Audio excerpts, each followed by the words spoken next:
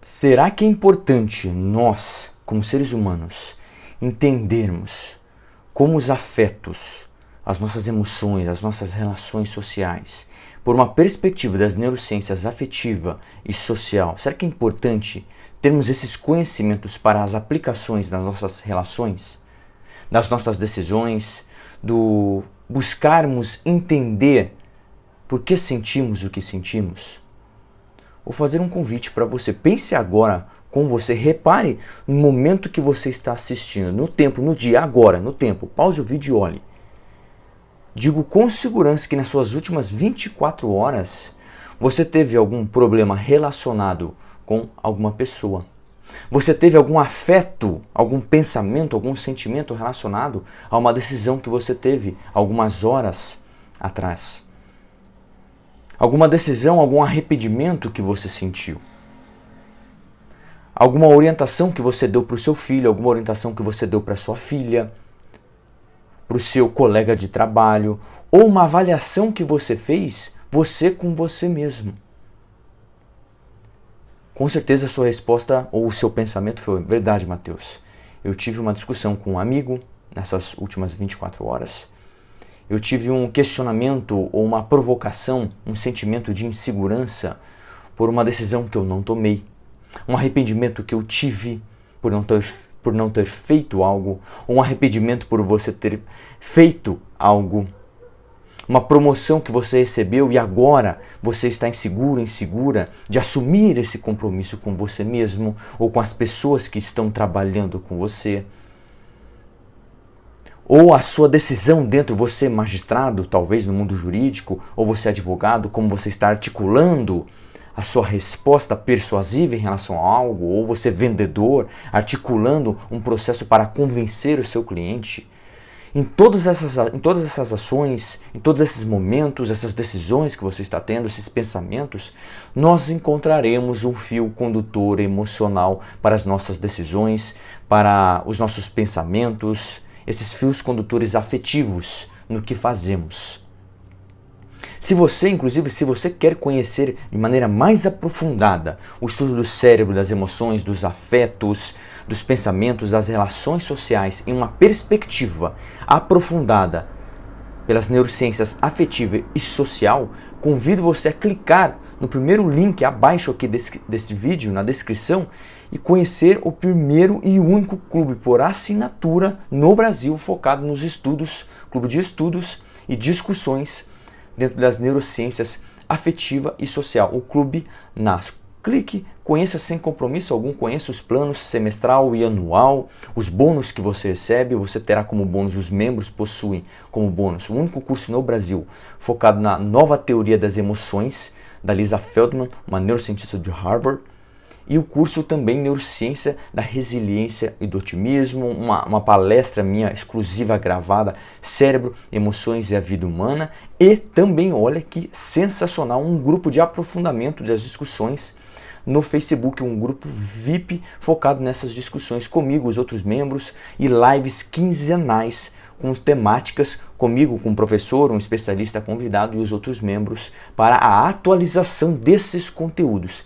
Então clique, tenho certeza você, independentemente da sua formação acadêmica, ou se você ainda está na graduação de Direito, Psicologia, Economia, Jornalismo, Publicidade e Propaganda, enfim. Se você quer conhecer mais as neurociências afetiva e social, convido você a se tornar um membro deste clube, o Clube NAS.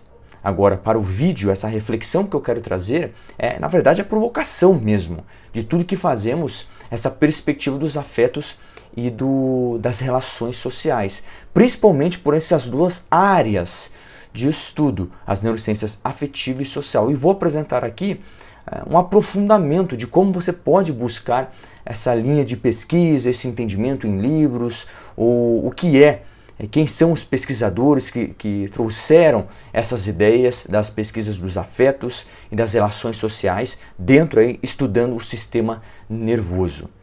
É claro, com a provocação inicial que eu trouxe para você enxergar, fazer uma visão retrospectiva daquelas decisões que você tomou nas últimas 24 horas, ou as pessoas que você pensou, os problemas que você está tendo na sua vida pessoal ou profissional, eu já começo com essa reflexão de um estupendo neurocientista contemporâneo, um neurocientista português, o Antônio Damasio. Olha que interessante que ele diz. Somos máquinas de sentimentos ou máquinas sentimentais que pensam e não máquinas racionais que se emocionam. Veja que profunda, breve, mas profunda citação do Antônio Damasio. Ainda existe um erro de pensamento, uma opinião doxa na sociedade contemporânea de acreditar que nós precisamos separar o racional do emocional. Que, por exemplo, no mundo jurídico, o magistrado precisa ter essa imparcialidade em relação do excluir as emoções, o que ele está sentindo em relação a um processo específico, para os pensamentos, a articulação, a decisão que ele vai ter baseada essa decisão nas normas, na Constituição. Ou você, um gestor, um CEO de uma empresa, numa decisão econômica que você está tomando para a sua empresa, você acreditar que de fato eu estou excluindo as emoções e os sentimentos que eu estou sentindo para ter essa decisão desse investimento. Talvez você, gestor de equipe, ou faz parte no processo de recrutamento, você está acreditando que está separando as emoções da sua razão no processo de seleção e não acredita, por exemplo, que a vestimenta, a maneira como a pessoa que você está entrevistando não está influenciando no seu julgamento em relação a isso. Veja, são várias aqui, eu vou enfatizar e vou ser redundante, são os pequenos detalhes, aqui que está a redundância, nos pequenos detalhes, que esses fatores vão influenciar os afetos, os vínculos afetivos que você cria em relação a esses momentos. E acredite, como eu costumo dizer, vou até colocar para você gravar, tirar uma foto e me marcar no Instagram, @Mateus_Milan_professor. O que eu costumo dizer, esta reflexão. Por mais racional você acreditar ser, sua decisão sempre terá lapidações de um fio condutor emocional. Veja, sua decisão sempre terá lapidações de um fio condutor emocional. E dentro, quando você começa a buscar isso, é claro, nós encontramos uma complexidade dentro do campo das neurociências. Se você buscar, por exemplo, em grandes livros, esses livros que são referências dentro da área, nós podemos encontrar o livro do Eric Kandel, ou como algumas pessoas pronunciam, Kandel. Um livro de mais de 1.500 páginas, se não me engano, e ele trabalha isso especificamente desde a parte biomolecular, o que acontece dentro da membrana de uma célula, até numa parte mais extrapolando em relação a como o sistema nervoso é influenciado pelo contexto social, aí entramos talvez na neurociência social, enfim, há inúmeros campos que a neurociência busca entender. São processos que ela busca entender dentro por exemplo, aqui eu posso citar quatro braços das neurociências. Há, inclusive, um debate na literatura, na academia, aqui dentro das universidades, se é correto falar neurociência ou as neurociências. Eu gosto de me referir, muitas vezes, como as neurociências. Por quê? Dentro das neurociências, nós temos o campo da neurociência afetiva, temos o campo da neurociência social, a neurociência cognitiva e comportamental. Essa é uma das razões por que eu fundei o Clube NAS. Porque quando falamos da neurociência afetiva e social, eu acredito que os afetos, na essência dos afetos, as emoções, elas existem por um propósito, um comportamento, uma movimentação. Então, de fato, aqui já estamos falando de um movimento, um comportamento, já entra a neurociência comportamental. E a partir disso, desse comportamento, como nos relacionamos, estamos falando da neurociência social, que está envolvida com os nossos processos de cognição, que temos o quê? Os afetos, como eu abordei no início. Por isso, apenas a neurociência afetiva e social, com a criação desse meu clube, eu consigo aí extrapolar nessas 4 ramificações da neurociência, ou as neurociências: a afetiva, social, cognitiva e comportamental. Que dentro desses aspectos nós vamos entender como o sistema nervoso relacionado aí com outros sistemas como o respiratório, cardiovascular, imunológico, enfim. Os processos anatômicos, fisiológicos, os processos psicológicos, comportamentais e culturais, esses 5 fatores, eles juntos vão fornecer, por exemplo, o sentimento que você está tendo agora. O seu estado basal fisiológico no momento que você assiste esse vídeo. No momento que você está num processo de raiva, com alguém, um amigo, uma amiga, seu filho, sua filha, no processo de arrependimento, o ciúme, o amor que você sente relacionado com uma marca específica que você se torna um consumidor compulsivo daquela marca. A maneira como você busca, em relação com os colegas de trabalho, a sua regulação emocional para articular raciocínios mais adequados para aquela situação específica. Veja, eu dou palestra em empresas na parte de relações sociais e regulação emocional, criatividade, regulação do estresse, o entendimento do julgamento moral numa perspectiva das neurociências afetiva e social para juízes, advogados, persuasão, como as marcas influenciam o nosso comportamento, isso dentro de marcas específicas, podemos trabalhar isso, é fortemente trabalhado dentro das neurociências aplicadas no consumo. Veja, são inúmeras as áreas, os campos que podemos aprofundar nesses conhecimentos. E aí você pensa, Matheus, e a neurociência, as neurociências afetiva e social? Bom, o pai aí, se podemos dizer, há escolas dentro da neurociência afetiva. Quando eu digo escolas, são teorias, diversas teorias, laboratórios em universidades que buscam entender linhas específicas de estudo em relação a um tipo de emoção específica, uma arquitetura, uma circuitaria cerebral específica em um processamento. Mas eu quero destacar aqui quem iniciou esse pensamento, que foi o Jaak Panksepp, o fundador e considerado o pai da neurociência afetiva. Que basicamente a neurociência afetiva é um campo dentro das neurociências que busca entender os mecanismos neurais dos processos emocionais. Ela é um campo interdisciplinar que busca envolver os estudos psicológicos da personalidade ou das personalidades, das emoções e do humor. Como esses três campos dentro aqui da neurociência afetiva vão entender a maneira que o sistema nervoso se relaciona com os outros sistemas do nosso organismo e essas relações juntas com o contexto, com o social. Focando nesses três campos, repito, nos estudos psicológicos da personalidade, seja mudança de comportamento, no entendimento de um trauma específico, de um transtorno comportamental ou mental. E aí, dentro disso, nós podemos expandir, aí, como o próprio Panksepp trabalha, nós mamíferos nascemos, se podemos dizer assim, com um conjunto de afetos primitivos que ele considera emoções básicas, e que esses afetos primitivos já nos dariam a capacidade de sobrevivência. Matheus, quais seriam essas emoções básicas? Quais seriam esses processos básicos que temos, segundo o Panksepp, nesse entendimento dos nossos comportamentos e daquilo que sentimos? Veja que interessante o que ele diz em sua teoria aqui, buscando um filtro dos estudos do Panksepp. Ele diz que temos o seeking, rage, fear, lust, care, panic, ou grief e play.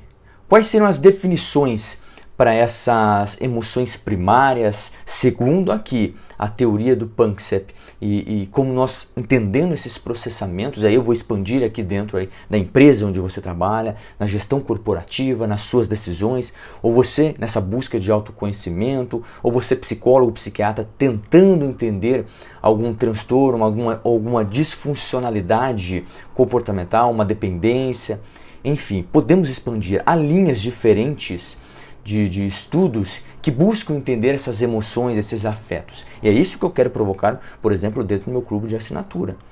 Então vamos lá nessas breves definições. Segundo o Jaak Panksepp, esse seeking seria uma espécie de busca, um entusiasmo da nossa espécie, ou os mamíferos, na curiosidade de exploração. Um comportamento também aí demonstrado em inúmeras outras espécies. Já essa fúria, esse enfrentamento, o rage, ele é a possibilidade de enfrentarmos um possível ambiente ameaçador, um predador. Essa busca que temos de ficar aí observando essa possível ameaça do ambiente. É claro, hoje não vivemos mais em savanas africanas. Porém, essa ameaça que você pode sentir é talvez a possibilidade de você perder seu emprego. A concorrência que você tem quando você está disputando uma vaga por um emprego. Ou você, gestor ou dono de uma marca própria, fica observando os seus concorrentes lançando as suas campanhas. Ou você, advogado, para tentar convencer na sua articulação, nos seus argumentos, para vencer aquele processo específico. Ou você, magistrado, tentando entender ou bater as suas metas em relação nas análises, dos processos, dos julgamentos que você precisa ter. Você, professor, tentando aí ao máximo dar o seu melhor, a ameaça que você tem é dar o seu melhor para que os seus alunos entendam os conteúdos que você está compartilhando. Logo, se eles não entenderem, isso, entre aspas aqui, ameaça a maneira como os próprios alunos ou o diretor, a diretora da escola, o coordenador, a coordenadora vai avaliar o seu trabalho pedagógico. Então é tudo que fazemos, não uma ameaça direta lá, quando vivíamos nas savanas africanas, aquela ameaça direta de um predador ou um tigre que está em volta da nossa tribo, ou uma tribo que mora, que vive próxima da nossa tribo e essa tribo específica é ameaçadora. Não vivemos mais nisso, nesses pensamentos, nesses contextos. A realidade é outra. Eu dei aqui alguns exemplos. Mas continuando o raciocínio, temos esse desejo, esse apetite sexual, lust, que é a exploração e experiência sexual para a preservação da própria espécie. Temos o cuidado, o care, a possibilidade de cuidados básicos de sobrevivência, que sejam esses cuidados alimentares, afetivos que temos em relação aos nossos filhos, os cuidados que você tem em relação a você, como você tem professor ou professora com seus alunos, de ter essa preocupação se de fato eles estão entendendo a matéria. Ou a partir desse care, desse afeto, como um trauma, uma dependência química, um abuso na infância, ou um bullying que a pessoa sofreu, você psicólogo, psiquiatra, tentando trabalhar isso, levando para essa realidade no seu trabalho, como essa análise pode afetar os resultados desse acompanhamento clínico que você está tendo com o seu paciente, ou você é terapeuta, coach, hipnólogo. Veja, nós podemos sim extrapolar para inúmeras áreas, seja no setor privado, em empresas, ou setores públicos trabalhando nisso, ou você nessa busca do autoconhecimento de entender os afetos, ou você acadêmico que está buscando entender aí a neurociência, as neurociências afetiva e social. E não para por aí, tem mais esses afetos. O estado aí de alerta, de dor, de aflição, esse panic grief que ele chama, seria um tipo de estresse de separação e como isso poderia afetar as relações no futuro. A diversão barra brincadeira, o play, o comportamento de buscar um divertimento social, a busca do prazer e do bem-estar. Então, segundo o Panksepp, nós temos essas circuitarias básicas afetivas que nos movem a um determinado comportamento, um comportamento específico. Nós flutuamos nesses comportamentos, envolvidos esses comportamentos, nesses afetos. E daí talvez você pense, Matheus, pode deixar seu comentário aqui se você já pensou nisso. É claro, tem outras escolas aí, como por exemplo se buscarmos na questão das emoções primárias, alguns trabalhos do próprio Paul Ekman, que traz os trabalhos de Darwin. O Panksepp cita muitos trabalhos também. Enfim, foi o que eu disse, são inúmeras escolas dentro da academia, dentro das universidades, que buscam entender o comportamento humano. E aí, seja na perspectiva cognitiva, na perspectiva biológica de fato, o que acontece dentro da célula, dentro do que acontece nos processos emocionais, nas nossas relações, decisões, julgamento moral, na resiliência, na construção dessa resiliência, de tolerância à frustração. Enfim, são inúmeros pesquisadores que buscam esse entendimento da natureza humana. E aí você pode pensar, Matheus, dessas, qual eu posso considerar a mais importante? Segundo o Panksepp, veja que interessante e importante reconhecer, você que trabalha numa empresa e quer dar uma motivação para os seus colaboradores, ou buscar isso em seus treinamentos, como eu faço, demonstrar aquilo que para a pessoa que está naquele setor específico quer entender, como ter um vínculo afetivo àquela marca, ou àquele projeto, ou na sua própria vida, dar um significado. Por que eu estou dando esse destaque? Porque o próprio Panksepp, para ele destaca que a emoção mais importante, o afeto mais importante, é esse seeking, essa busca barra significado. Segundo ele, essa é uma perspectiva para a espécie humana, a emoção, buscar esse significado barra significado, esse seeking, é a mais importante. Porque essa emoção, esse afeto específico, às vezes ele chama de emoção, às vezes ele chama de afeto. Então há essa variação. Há pesquisadores que defendem a ideia de emoções primárias, específicas. Há outros que extrapolam nessa perspectiva de definição de emoção, não numa perspectiva mais fisiológica, mais ampla, como eu vou rotular isso, e aí passamos para sentimentos. Enfim, esse vídeo não é o momento. Eu tenho um vídeo no meu canal, vou deixar o link aqui abaixo para você, eu faço a separação para buscar esse entendimento. Mas segundo o Panksepp, essa importância da pessoa buscar um significado na vida é fundamental, pois ela desperta a nossa vontade de alcançar sonhos, os nossos desejos, os nossos objetivos. Esse movimento é um dos aspectos, podemos dizer assim, fornecedores de cada vez mais nós projetarmos os nossos sonhos, projetarmos os sonhos e planos para nós mesmos e para as pessoas que convivem com a gente.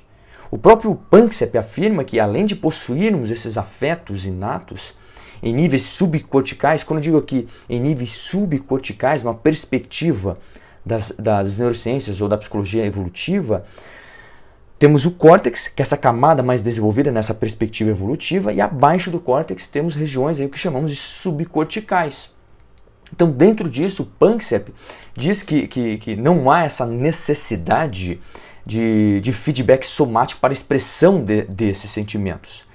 A partir disso, nós podemos desenvolver outros sentimentos, outros afetos, comportamentos ao longo do processo de aprendizagem e envolvimento social que temos com as outras pessoas.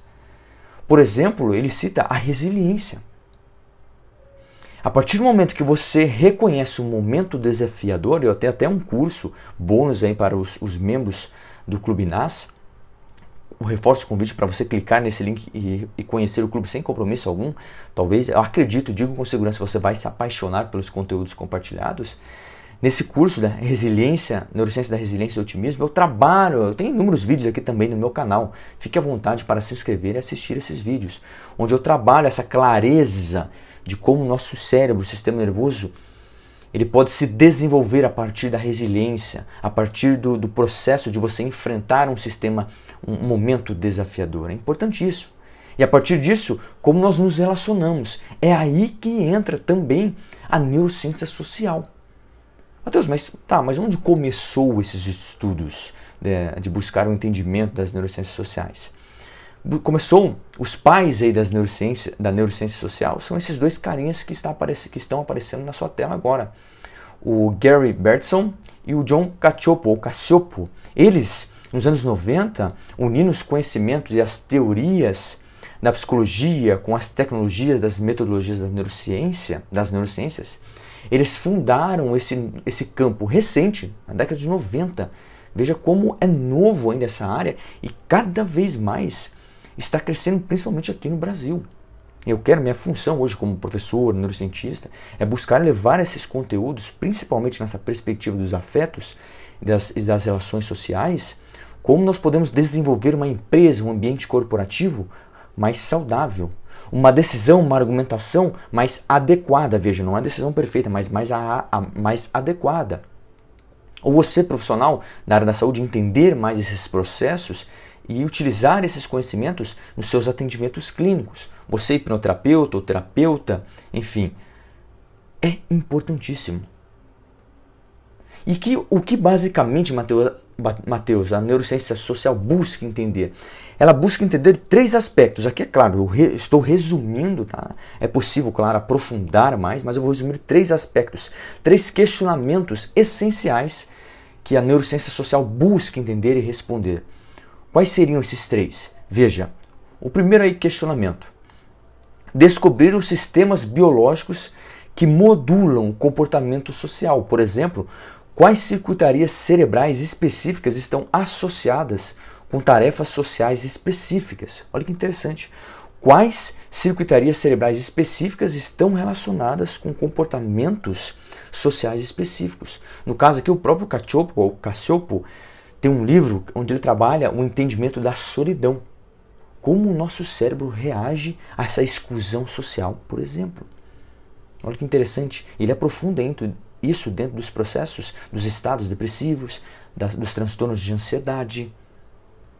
Ou essa exclusão dentro da empresa, você, um gestor, um colaborador com 30, 40 funcionários, colegas trabalhando com você, você precisa gerenciar isso, entender esse aspecto de humilhação dentro da empresa é importante.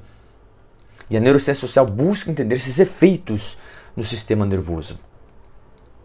Um segundo questionamento que a própria neurociência social busca entender, qual seria? Como esses sistemas biológicos são afetados pelos processos sociais, no caso que as relações românticas, familiares, profissionais, estresse, tomada de decisão, entre outros. Olha que interessante. E eu cito muitas vezes essa união dessas áreas pré-frontais, o córtex dorsolateral, orbitofrontal, ventromedial, em relação com áreas subcorticais, envolvendo ali as estruturas límbicas.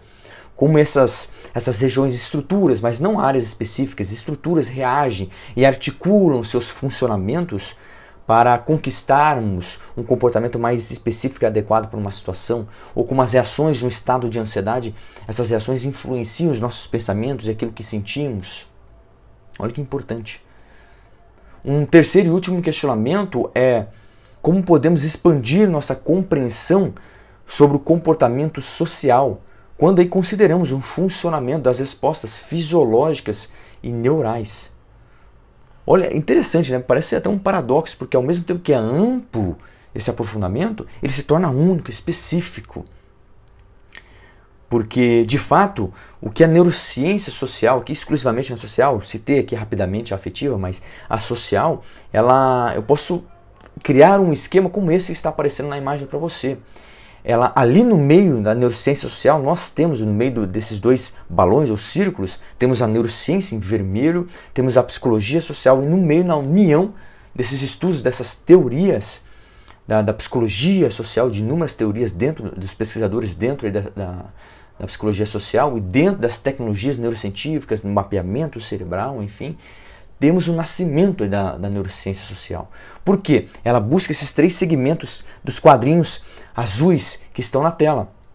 Entender os processos fisiológicos e neurais, junto com eles os estados psicológicos disso e, de fato, o comportamento.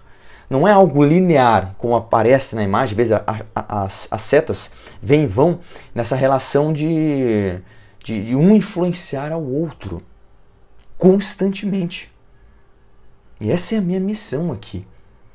Tentar trazer essa clareza, esses fundamentos. Foi por causa disso que eu fundei o meu canal. Então, você que está aqui, investiu seu tempo para assistir, deixe seu comentário, o que te chamou mais atenção, envie uma mensagem para mim no meu Instagram, ou tire uma foto, me marque para eu repostar, você ajudar a divulgar o meu trabalho, dê sugestões de temáticas que eu possa gravar e trazer aqui para o meu canal, compartilhe o vídeo, se inscreva no canal e ative o sininho para você receber as notificações dos futuros vídeos.